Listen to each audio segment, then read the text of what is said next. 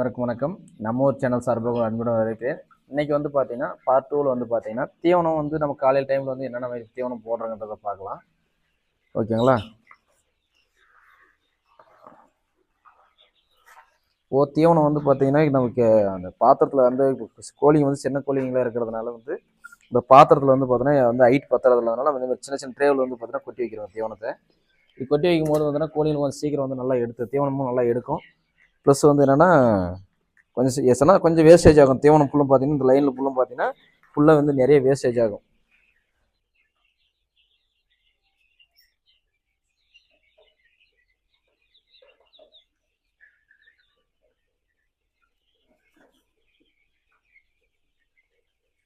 இப்போ பார்த்தீங்கன்னா திருப்பி நம்ம வந்து ஒரு கிட்டத்தட்ட ஒரு ஒரு ஒரு ஒரு வாரம் இப்போ நம்ம அவங்கக்கிட்ட வந்து பார்த்தோன்னா என்னென்ன மருந்து கொடுத்தாங்க என்னன்னு தெரியாது. அதாவது தடுப்பு மருந்து வந்து எந்த மாதிரி கொடுத்துருக்குறாங்க என்ன நமக்கு தெரியாது. அதனால் வந்து பார்த்தீங்கன்னா நம்ம ஒரு 4 நாள் ஒரு நம்மக்கிட்ட வந்து ஒரு ஒரு வாரம்னு வச்சுக்கோங்களேன்.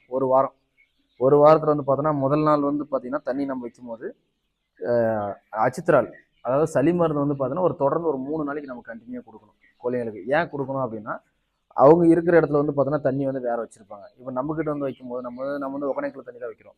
நம்ம இந்த ஒகனைக்குள்ள தண்ணி வைக்கும்போது என்னன்னா சளி கண்டிப்பாக கோழிகளுக்கு அட்டாக் ஆகும்.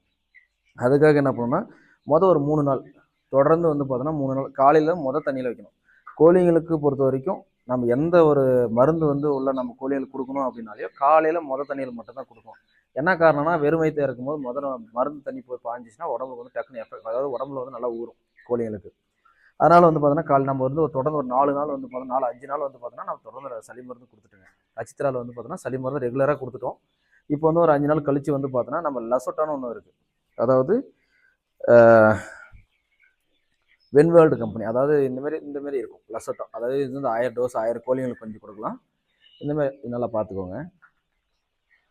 இது கொஞ்சம் காஸ்ட்லியாக இருக்கிறத வாங்கி போடுறது ரொம்ப நல்லது. ஏன்னா லோக்கலில் இருக்கிறது லோக்கல் கம்பெனிங்க நிறைய இருக்குது. ப்ளஸ் இருந்தாலும் இந்த கம்பெனி கொஞ்சம் நாங்கள் போட்டு யூஸ் பண்ணுற வரைக்கும் நல்லா இருக்குது. அதாவது இந்த லசோட்டா வந்து பார்த்தோன்னா ஒவ்வொரு கோழிங்களையும் வந்து பார்த்தோன்னா மூக்கில் ஒரு ட்ராப்பு, கண்ணில் ஒரு ட்ராப்பு. இது வந்து ஒரு இருக்கிற நம்மகிட்ட இருக்கிறது ஒரு 400 கோழி குஞ்சு இருக்குதுன்னா அந்த 400 கோழி குஞ்சுங்களுக்குமே வந்து பார்த்தோன்னா அந்த மாதிரி தான் விட்டுருக்குறோம். என்ன காரணம்னா இது வந்து ஒரு 25 நாளைக்கு ஒரு டைம் வந்து லசோட்டா வந்து ரெகுலராக கொடுத்துட்டே வந்தோம்னா கோழிகளுக்கு வந்து எந்த ஒரு நோய் வந்து அவ்வளோ சீக்கிரத்தில் அட்டாக் ஆகாது. அதனால வந்து பார்த்தோன்னா கோழி நம்மக்கிட்ட வந்து இப்போ முதல்ல வந்து 5 நாளைக்கு வந்து அதில் சளி மருந்து கொடுக்குறோம். சளி மருந்து கொடுத்ததுக்கப்புறம் வந்து பார்த்தோன்னா அடுத்த ஒரு நாள் கழிச்சு, ஒரு நாளோ 2 நாளோ கழிச்சு அதுக்கப்புறம் வந்து பார்த்தோன்னா அந்த லசோட்டா கொடுக்குறோம். ஓகேங்களா? இதுக்கப்புறம் வந்து பார்த்தோன்னா இந்த லசோட்டா கொடுத்துட்டோங்கன்னா அதுக்கப்புறம் வந்து நம்ம ஒரு திரும்ப அடுத்த மாதம் 25ஆம் தேதி ஒரு 25 நாள் 26 நாள் கழிச்சு நம்ம வந்து இந்த மருந்து லசோட்டா வந்து கொடுக்கலாம்.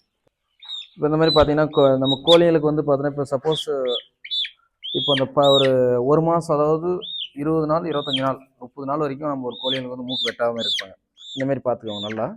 இந்த கோழிகளுக்கு வந்து பார்த்தோன்னா இப்போ நம்ம மூக்கு டச் பண்ணிடணும். இல்லை நம்ம மூக்கு டச் பண்ணாமல் விட்டோங்க அப்படின்னா ஒவ்வொரு கோழிகளையுமே பார்த்தோன்னா ஒன்று வந்து கொத்திக்க ஆரம்பிக்கும். ஒன்று கொத்திக்க ஆரம்பிச்சிச்சுன்னா ஃபுல்லுமே வந்து பார்த்தீங்கன்னா முகம் போல் அடிப்பட ஆரம்பிச்சிடும். அந்த அடிப்பட்டுச்சுனாவே அந்த ரத்தத்தை பார்த்துருச்சுனாவே எந்த கோழியும் சும்மா இருக்காது. ஒன்று கொத்தி நிறைய கோழி டேமேஜ் ஆகிறதுக்கு வாய்ப்பு இருக்குது. டேமேஜ் மீன்ஸ் வந்து இறந்துருங்க. ஏன்னா வலி தாங்காமல் இறந்துருங்க.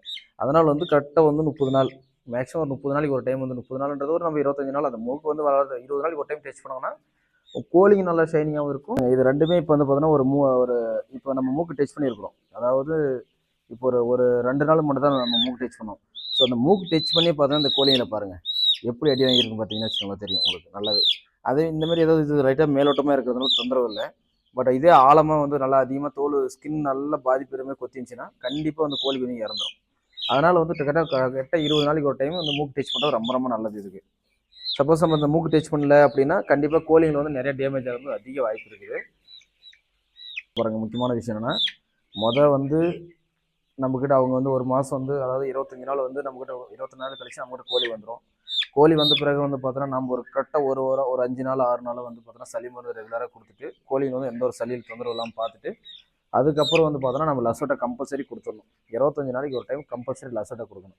லசோட்டா குடிச்சு முடித்தோடனே சப்போஸ் அந்த மூக்குக்கு வந்து எந்த கோழிகளும் தலை கட்டலாம். முக்கியமாக கோழிகளுக்கு வந்து தலை கட்டுறது ரொம்ப ரொம்ப அவசியம்.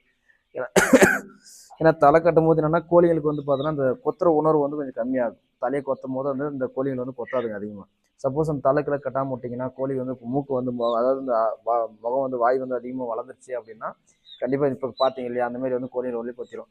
20 நாளைக்கு ஒன்ஸ் வந்து பார்த்தோன்னா மூக்கு டச் பண்ணிட்டீங்கன்னா ஏன்னா நம்ம ஏற்றுறதுக்குள்ளேயே வந்து பார்த்தோன்னா ஒரு 3 டைம் வந்து நம்ம கொத்தி முடிக்குவோங்க. அதாவது இப்போ 3 டைமுக்குள்ளேயே வந்து பார்த்தோன்னா நம்ம மூக்கை கட்டி வெட்டிடுவோங்க. அதனால தொந்தரவு இல்லை.